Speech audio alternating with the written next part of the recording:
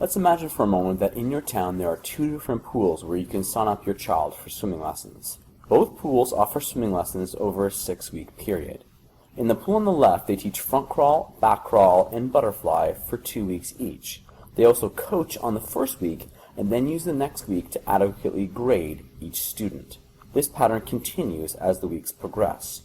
Turning our attention to the pool on the right, they break up front crawl into the legs only portion and the arms only portion. To help manage this, the instructor has some students help him or her coach from the side of the pool when it isn't their turn to swim.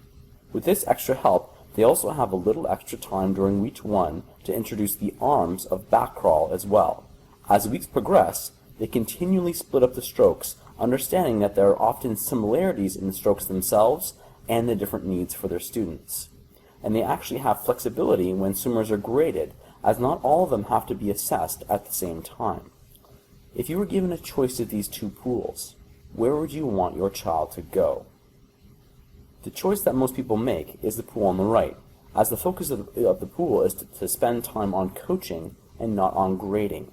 Now obviously we aren't just talking about swimming lessons, and every time I was saying the word coaching, I was really meaning formative assessment, and every time I was saying grading, I was really talking about summative assessments. So in actuality, the instructors in this pool were focusing on formative assessments and not summative ones. The benefits of the pool on the right were clear, as they had more personal attention for each student. Each student received far more individual feedback, and their instruction was also differentiated based on their needs. Many of us want to use assessment for learning models like this in our classroom, but the issue really is one of time. There's only one of us in the classroom. Looking at the green instructors on the top of week 1, you appear to need 3 of them to be able to give the feedback necessary.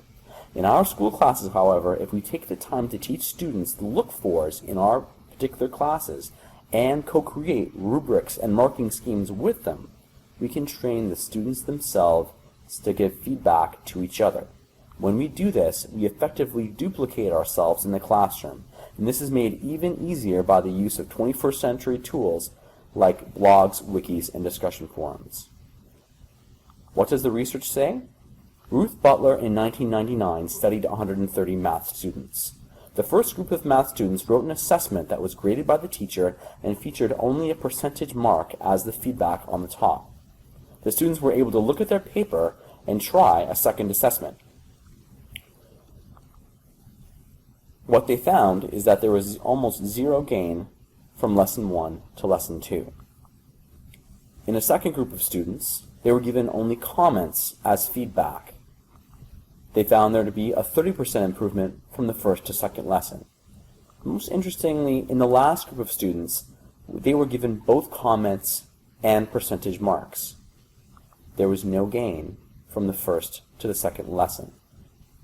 Obviously, it's the comments themselves that hold the educational value for the students. So what do good student comments look like? Descriptive feedback. Descriptive feedback should have a motivational component, such as highlighting a strength of the student work, and a cognitive component that provides a suggestion or next step, as feedback must ultimately cause thinking, as marking only causes an emotional response in students. A nice way of remembering this is remembering that each comment should have both a star and a stare component. And the reason for giving these comments in the first place is not to generate marks, but to increase student performance.